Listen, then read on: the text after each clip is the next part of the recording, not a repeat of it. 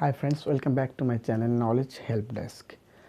So last date the video that we have done with the parts of speech, and today we are going to learn about the rest of the parts of speech, and that is preposition, conjunction and interjection. Okay, so now we need to learn that what is preposition. ওকে, এই preposition কি, এর কনসেপ্টটা কি, এটা এখন আমাদের জানতে হবে। তো আগে আমরা এটা জেনে নিই। দেখো এখানে লেখা আছে preposition is a word that is used before a noun or a pronoun to show the relation of the noun or pronoun concerned with other words in the sentence.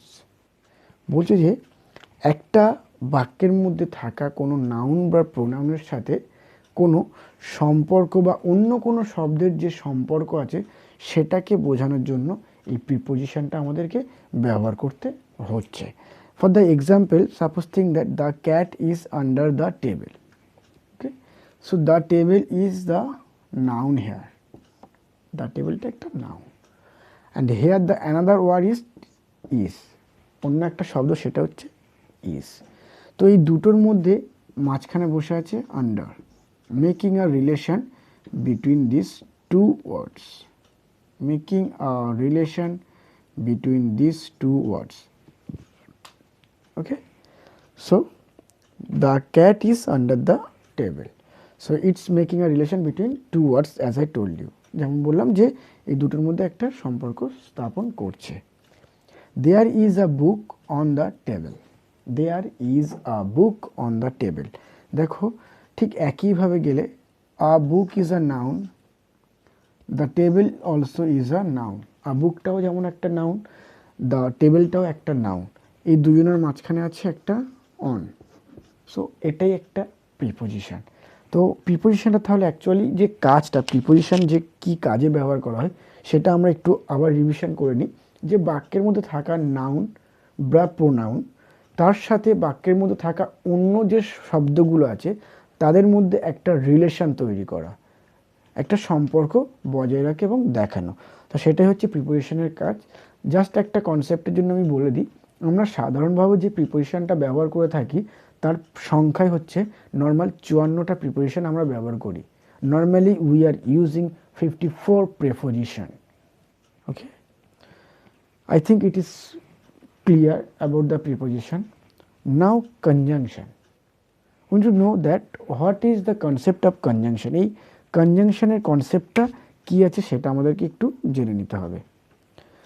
Conjunction is a word that join two words, expressions or sentences. বলছি যে conjunction হচ্ছে একটা শব্দ যেটা দুটো শব্দ, দুটো বাক্যকে যুক্ত করতে সাহায্য করে। Okay, how it is helping to add two words together or two sentences together. এই সেন্টেন্স বা এই যে কনজাংশন এটা কিভাবে বাক্যের মধ্যে থাকা বা দুটো বাক্যকে বা দুটো শব্দকে কিভাবে যুক্ত করছে সেটা আমরা একটু দেখে নেব। The example like that, Rita and Rina are going to school. So Rita is one noun here and also Rina is one noun here. Okay, দুটো শব্দ Rita and Rina, they are two nouns and joined by a conjunction and, joined by a conjunction and নামক একটা কনজাংশনের সাথে বা দ্বারা এটা যুক্ত করা হয়েছে। ওকে, সো একটা জিনিস বলে দিই কনসেপ্টের জন্য, জাস্ট রিতা হচ্ছে third person singular number and Rina also same third person singular number. Okay, we know that when we are using singular number in a sentence we are using the singular verb as well as. যখনই আমরা কোনো বাক্যের মধ্যে singular noun ব্যবহার করি আমরা তার সাথে সাথে সেই নাউনের উপর ডিপেন্ড করে সিঙ্গুলার ভার্বও ব্যবহার করে থাকি। কিন্তু এখানেও সিঙ্গুলার দুটো আছে। তা আমি দেখেছি কিছু ছাত্রছাত্রীদের মধ্যে এমনই হয় যে দুটো সিঙ্গুলার থাকার সত্ত্বেও তারা এই সিঙ্গুলার সাবজেক্টটাকে উপর ডিপেন্ড করে ওরা এখানে সিঙ্গুলার ভার্ব ইউজ করে, বাট সেটা কিন্তু ভুল। যখনই দুটো সাবজেক্ট থাকবে একটা নর্মাল রুলস অনুযায়ী গেলে, কারণ এই ভার্ব প্লেস করার একটা আলাদা সিলেবাস আছে যেটাকে বলা হচ্ছে কি যে subject verb agreement. Okay, So we'll learn all these things later, but first for the little concept I have given you this example. Now Rita and Rina, they are two names, okay, joined by a conjunction and, so it should be plural verb. It will take the plural verb because Rita and Rina, when you are saying, it's not remaining singular, they are becoming two person. যখন এ একজন এবং এ একজন নিয়ে দুজন হয়ে গেল তখন এটা প্লুরাল হয়ে গেল, তাই এখানে সিঙ্গুলার ভার্ব আর হবে না, এখানে প্লুরাল ভার্বই আমাদেরকে দিতে হবে, তাই এখানে আর হয়েছে। Okay, next is that he run fast but he missed the train. সে জোরে দৌড়েছিল কিন্তু সে ট্রেনটা মিস করেছিল, মানে ট্রেনটা ধরতে পারেনি। তো দেখো এখানে he run fast, but is the conjunction here. He ran fast is a sentence, he missed the train also is a sentence. সে জোরে দৌড়েছিল একটা বাক্য এবং সে ট্রেনটা ধরতে পারেনি, এটাও একটা বাক্য। তো দুটো বাক্যকে যুক্ত করেছে একটা conjunction but দিয়ে। Okay, so according to the sentence structure, according to the expression, we need to change our words. Means I am talking about the conjunction. আমাদের সেন্টেন্সের এক্সপ্রেশন অনুযায়ী গেলে আমাদের এই কনজেনশনগুলোকে চেঞ্জ করতে হয়। তার মানে এই নয় যে অ্যান্ড দিয়েও যুক্ত করা যায় এবং বাট দিয়েও যুক্ত করা যায়, তার মানে আমরা যেখানে ইচ্ছা হলো অ্যান্ড বসিয়ে দিলাম, যেখানে ইচ্ছে হলো বাট বসিয়ে দিলাম, এমনটাও না। তার কারণ আমাদেরকে সেন্টেন্সের এক্সপ্রেশনটা বুঝতে হবে যে এই সেন্টেন্স অনুযায়ী গেলে এই রকম কন্ডিশনের উপর থেকে আমরা কী ধরনের কনজাংশন ব্যবহার করতে পারি বা কী ধরনের কনজাংশন ব্যবহার করা উচিত, এটাও আমাদের চিনতে হবে। তো অবশ্যই করে আমার চেনার পদ্ধতি জানবো, যেমন আমি বলেছিলাম যে নেক্সট যে ভিডিওগুলো আসবে এই পার্টস অফ স্পিচের সম্পর্কে, যে যেমন প্রিপোজিশন, কনজাংশন, আমরা যে নোটসগুলো জানছি তার থেকে আরও ডিটেলসে জানার চেষ্টা করব এবং জানানোর চেষ্টা করব। তো লাস্ট যেটা পড়ে আছে ইন্টারজেকশন। তো an interjection is a word that express some sudden feelings. বলছে যে ইন্টারজেকশন একটা শব্দ যেটা কিনা হঠাৎ করে কোনো অনুভবকে বোঝাতে সাহায্য করে।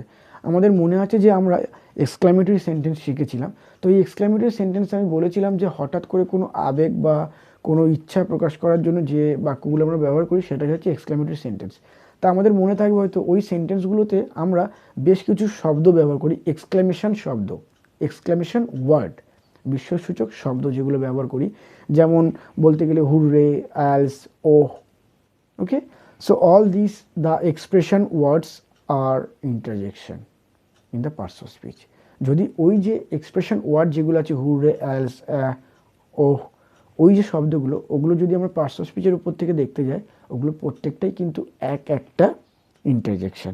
কারণ ওই শব্দগুলোর দ্বারা আমরা হঠাৎ করে যে অনুভবটা সেটাকে প্রকাশ করতে পারি। যেমন বলছি alas, hi, I have lost my all monies, আর I have lost all my monies, আমি আমার সব টাকা হারিয়ে ফেলাম।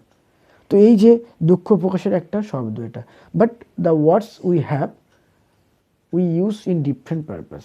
আমরা যে শব্দগুলো ব্যবহার করি ইন্টারজেকশনের হিসাবে, সেগুলো কিন্তু বিভিন্ন পারপাসে বিভিন্ন রকম শব্দ ব্যবহার করা হয়। ঠিক আছে, যেমন হুররে, এটা একটা আনন্দদায়ক শব্দ।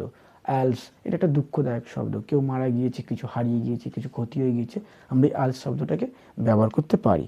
Next, oh what a wonderful story it is. বলছে যে বাহ, গল্পটা খুব সুন্দর। এই যে এক্সপ্রেশনটা, এই শব্দটা ওহ, এটা হয়ে যাচ্ছে আমাদের ইন্টারজেকশন। সো আমি আশা করি এখানে যে আজকের যে তিনটে পার্টস অফ স্পিচ নিয়ে আলোচনা করলাম আপনাদের কাছে অনেকটাই ক্লিয়ার করতে পেরেছি, এবং নেক্সট যে ভিডিওগুলো আসবে সেই ভিডিওতে এগুলো নিয়ে আরও ডিটেলসে আলোচনা করার চেষ্টা করা হবে, পার্টস অফ স্পিচের যে ভাগগুলো আছে। So thank you for today, thank you for watching this video. Please do write on the comment section if there is any issue, and don't forget to subscribe the channel